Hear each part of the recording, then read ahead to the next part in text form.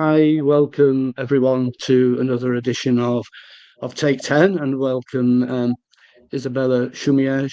Um, Take 10, a podcast, 10-minute podcast supposed to be, but never is. Um, to get behind the profile of the LinkedIn profile, a snapshot of the person, with icebreaker questions, just get to know the person, feel you can communicate more, and with the communication, hopefully, then comes business.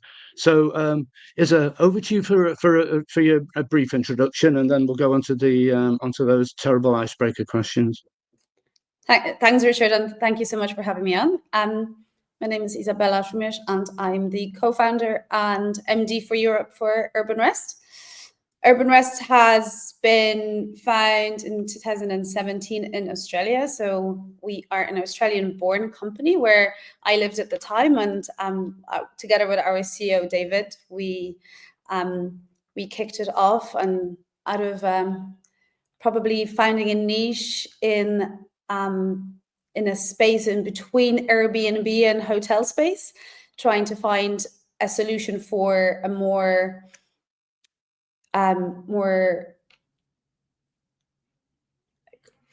standardized version of what Airbnb was offering at the time.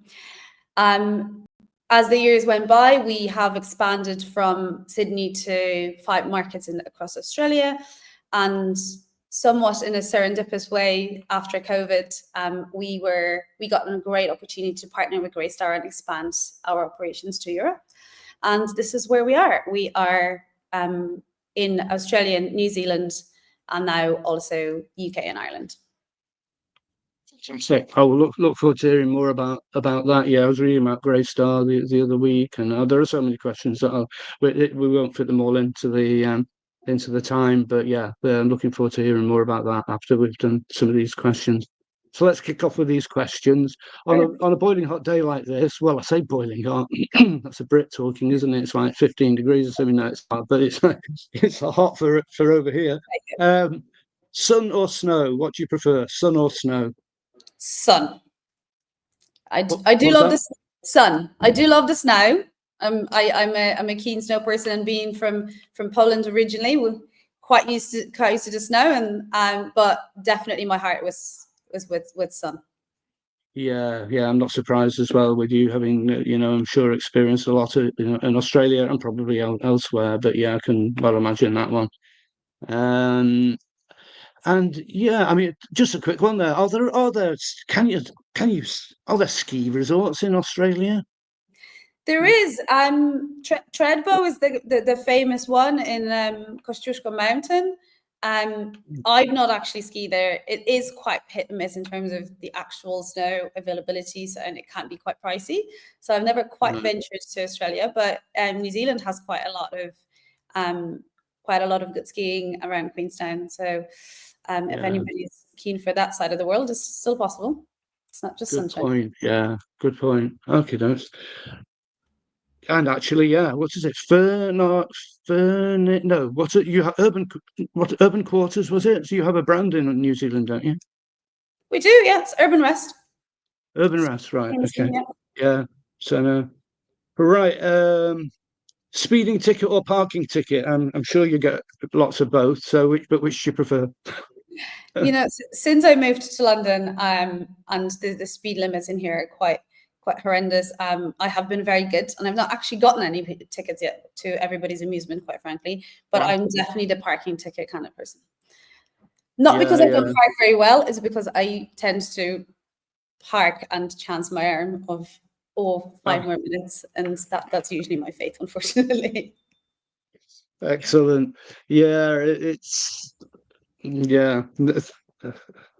Somebody in the family who'll name him, well, it's my wife, had a ticket recently, and she said, "Oh, I'm just going to go back and check." And go, then you're going to get another ticket. It was for one of these things where you go through a barrier and aren't supposed to have done. Board games or video games? Oh, board games any day. Love a board game. Never quite the video game kind of person. Right. Very Yeah. And again, I'm with you there. I've never really done video games, but that's my generation, I suppose. Um, Board games. She who will remain nameless, namely my daughter, always used to insist on always getting the tickets for Mayfair. And yes, Zosha, if you're watching, then um, meet and greet or lockbox. So, I mean, that's a kind of like a to do with Mm. it's to do with work really, but meet. So I would go meet and greet or digital log. Definitely not lockbox. Lockboxes are very very 2010. What we have pivoted to, because meet and greets are great, but I'm definitely about efficiency and that kind of flexibility around not having to be committed to time. So for me, it's digital lock, being able to access when and as I please without having to commit to a meet and greet. Yeah, good one. And having experienced it myself at Urban Rest, it did work very well. So no, it was good. Yeah. You can Um, attest. Share food or not sharing food? This is a cultural thing potentially, but like you've got food Yeah. around the table. Shared food anytime, and preferably if somebody else is ordering it. I will love nothing else than arriving into a restaurant and having made no decision and just loads of lovely food arrives at the table. And so yeah, definitely shared food. Right, interesting. I'll never forget. And I don't know what comedy it was in, and I think it was Gavin and Stacey, but and I don't know who it was. Oh no, it was Friends when Joey doesn't share food. That's Oh, really? Yeah. Oh, okay. a good quote. Yeah, exactly. They go, look, if I wanted to share food, I ordered it because I want to eat it, kind of thing. Um, last one. Aisle seat or window seat? Ooh, so I do quite a lot of long haul flights to Oz, and I used to be a window seat kind of gal when I just sit down and wake up 10 hours later and don't want to be disturbed.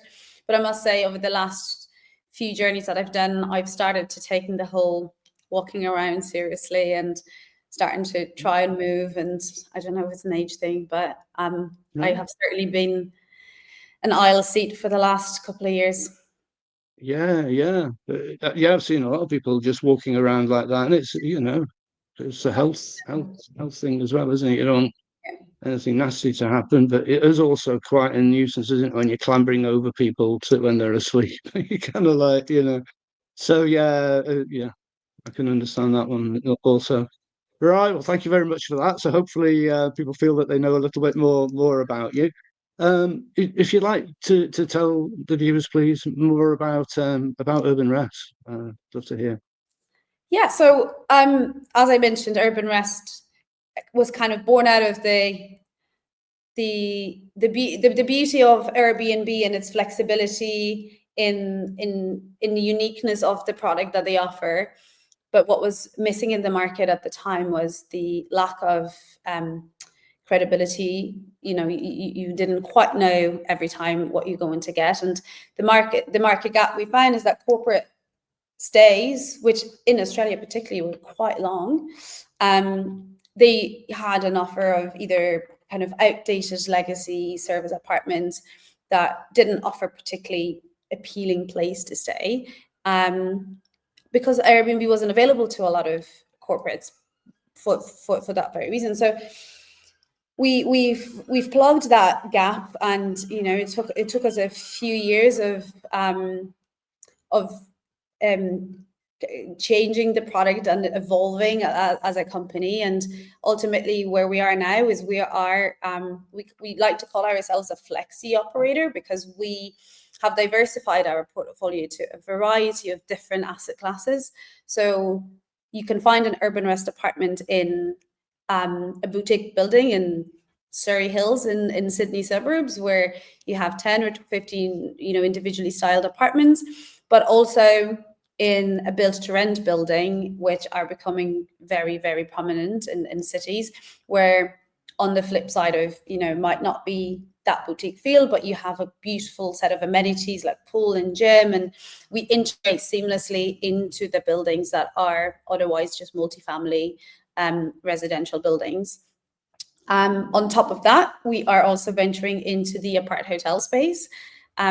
Watch this space. There's a few projects that we're working on at the moment, and that's to complement our portfolio with a shorter stay product, which is very valuable for our corporate clients, which is our target market, so that they can stay anywhere from a month or a year to 2 to 3 nights in a different type of product. So we've definitely evolved as a company, but our focus has always been on quality, on design, and on guests. We are an incredibly guest-centric company, and the relationships that we build with both our partners and asset owners has kind of been the pivotal reason for our success. Thank you for that. Yeah, no, indeed, and from what I know about Urban Rest, that I support everything that you say there, and we'll come back onto that in a minute, if I may. But we must mention the awards coming up. Urban Rest are nominated as well, and not just you personally, but also Urban Rest in various categories, I think, aren't they? I mean, it would be unfair for me to expect you to know which categories, although you may know, but there are so many. I think it's over to you. Yeah, so we're obviously very, very proud to be nominated. I think we've got four categories this year. Personally, one of the kind of proud moments for me, it's my personal nomination aside, obviously, which I'm incredibly grateful for, but it's the nomination of our Urban Rest Battersea asset. It was our first asset that we opened. I know we were at that opening, so it's just been over 2 years since we've launched, and it was our first asset in London. We were a new company to the market, and I'm so incredibly proud of our UK team, of how far we've gotten as a company, and the trust that we have built with our partners. We have perfect scores in terms of, I think our NPS for anybody that stayed over 60 nights is 100. Means that we have no one detractor, which is such an incredible achievement. And so I think that's my proudest little baby, because it's been kind of our local team through and through. But everything we've achieved so far is just, it makes me so incredibly proud being there from the start. I'm very, very, very humbled by the awards. I mean, absolutely. When you say 2 years, and I mean the brand that has established itself, it's so strong that it's hard to believe that it was only 2 years ago.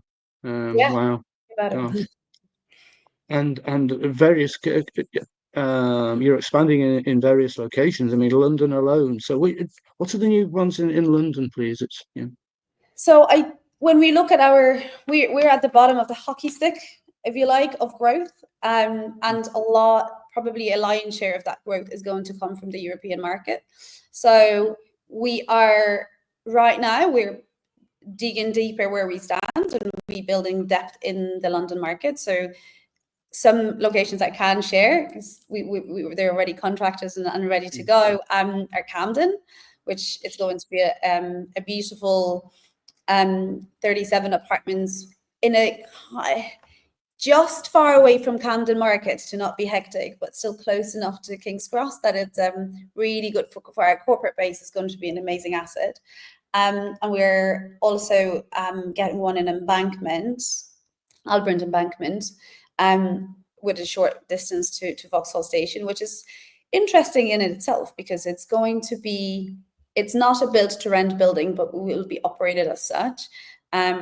So those are kind of two bigger projects that we're working on at the moment, but we are also planning a big expansion throughout the UK in general, to places like Manchester and Leeds.